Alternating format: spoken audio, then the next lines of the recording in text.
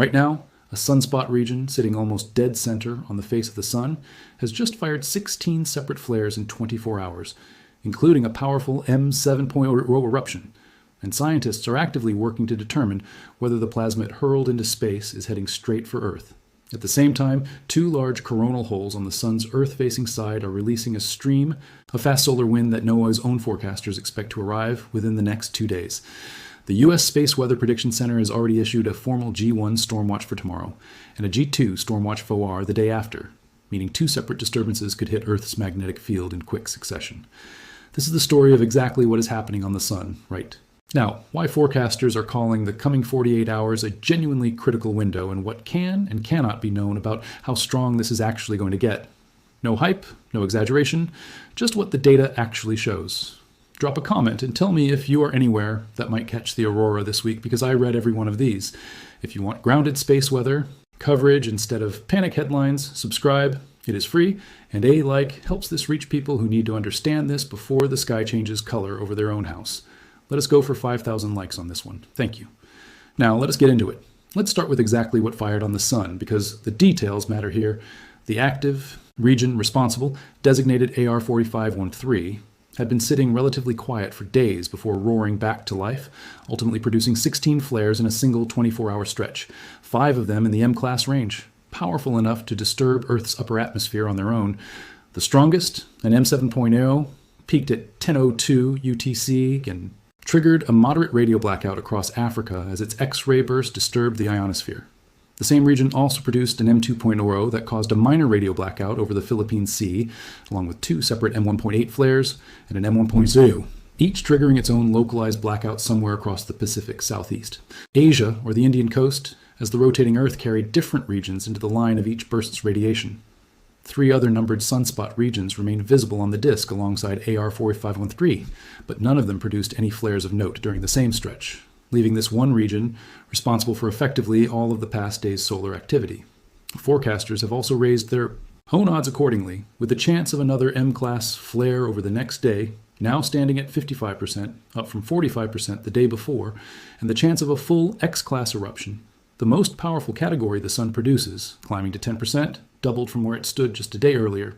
What makes this specific region worth watching closely is its magnetic classification.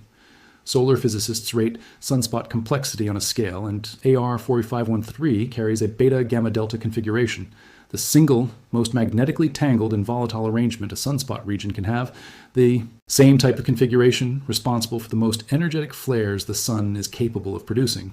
And critically, this region is now sitting almost exactly at the center of the disk as seen from Earth, meaning any coronal mass ejection launched from it would be aimed close to directly at us rather than glancing past to the side.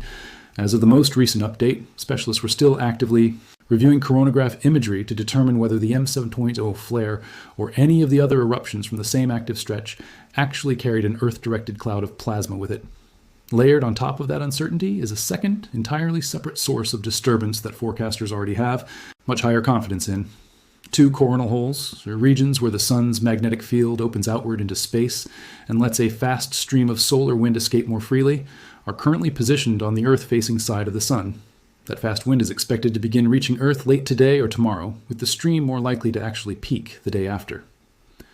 NOAA's space weather. Prediction Center has issued a G1, or minor, geomagnetic storm watch for tomorrow tied specifically to that coronal hole stream, and a G2, or moderate storm watch for the following day, which forecasters have tied to the anticipated arrival of a coronal mass ejection on top of the ongoing solar wind stream. In plain terms, 2 separate disturbances, a well-understood, higher confidence fast wind stream and a more uncertain, still being analyzed CME, are both converging on Earth within roughly the same 48-hour window, which is exactly why this particular stretch is being treated as more consequential than an ordinary quiet week. Earth's magnetic field itself has been sitting quiet in the day leading up to this window, with KP values of just 0 to 2 and no significant driver yet in effect, giving forecasters a clean, undisturbed baseline against which to measure whatever arrives over the coming 2 days. It's worth understanding why forecasters genuinely cannot tell you today how strong this is going to end up being, because it isn't a gap in their effort. It's a real physical limitation in how space weather is measured. Coronagraph imagery lets scientists see a coronal mass ejection speed, size, and rough direction almost as soon as it launches. What it cannot show is the orientation of the magnetic field buried inside that cloud of plasma, specifically whether it points north or south relative to Earth's own magnetic field. That single detail, called the Bézier component, is what actually determines how much energy transfers into Earth's magnetosphere once the cloud arrives. A southward pointing Bézier can tear open Earth's magnetic shield through a process called reconnection, driving an intense storm. A northward pointing Bézier can let the exact same cloud slide past with barely any effect at all. The only place that measurement can actually be taken is a satellite sitting about 1.5 million kilometers from Earth, directly toward the sun, and it only provides 15 to 60 minutes of warning before that solar wind actually reaches us. That is the real reason a G1 watch can occasionally turn into something stronger, or a G2 watch can occasionally turn into nothing much at all. And it is precisely why this particular window, with two separate solar wind sources arriving close together, carries more genuine uncertainty than a typical forecast. This kind of uncertainty is not hypothetical either. It played out twice already this summer in opposite directions. On the 4th of July, NOAA forecast a moderate G1 storm, and what actually arrived, once the cloud's magnetic field turned decisively southward, was a G3, 2 full levels stronger, strong enough to paint aurora across more than 30 U.S. states as far south as New Mexico. A month later, on the 2nd of August, a moderate M1.9 flare that looked unremarkable by its X-ray classification alone was followed by radio signal data strong enough to convince NOAA's models a stronger storm was coming, and a G2 storm arrived almost exactly on schedule. Both outcomes came from the same underlying measurement gap. One simply broke in the direction of a pleasant surprise, and the other confirmed the forecast. The plasma currently in transit toward Earth sits in that same genuinely unresolved category right now, with real, published NOAA watches in place, but the final intensity still not knowable until the material is less than an hour from arrival. If both disturbances do combine as currently anticipated, the practical result is likely to be visible well beyond the polar regions that see aurora on an ordinary night. Forecasters have specifically flagged the possibility of aurora reaching as far south as Seattle and Minneapolis in the United States, and as far south as Edinburgh, the Scottish Highlands in the United Kingdom, if the coronal-hole stream and any accompanying CME arrive with a favorable southward tilted magnetic orientation. It's worth being clear that this is a possibility tied to current watches, not a guarantee, given the same B's uncertainty described above. Beyond aurora, it is worth understanding what storms at this intensity actually do to real infrastructure, since the practical stakes go beyond a nice photo opportunity. At G1 and G2 intensity, the effects are generally modest. Weak power grid fluctuations are possible at high latitudes. Satellite operators may see minor drag increases requiring small orbit corrections, and migratory animals that rely on magnetic sensing can occasionally show disrupted behavior. It's only if this event escalates meaningfully beyond its currently forecast range into G3 or higher that more serious impacts like high-frequency radio degradation for polar aviation routes or more significant grid stress become realistic concerns. Nothing in the current NOAA watches points to that higher tier, though, as this summer has already demonstrated twice, that possibility cannot be entirely ruled out until the material has actually arrived. So what does all of this actually mean for you over the next couple of days? It means treating NOAA's G1 and G2 watches as exactly what they are intended to be, a genuine probability range built from the best evidence currently available, rather than either a guaranteed dud or a guaranteed major event. It means understanding that the real reason this window matters is not any single flare or coronal hole in isolation, but the fact that two separate solar wind sources are arriving close together, which increases both the odds of a more significant combined effect and the genuine uncertainty in exactly how it plays out. And if you are hoping to actually see the result, the practical advice is straightforward. Check NOAA's real-time planetary KP index over the next 2 nights. Get away from city lights, face north.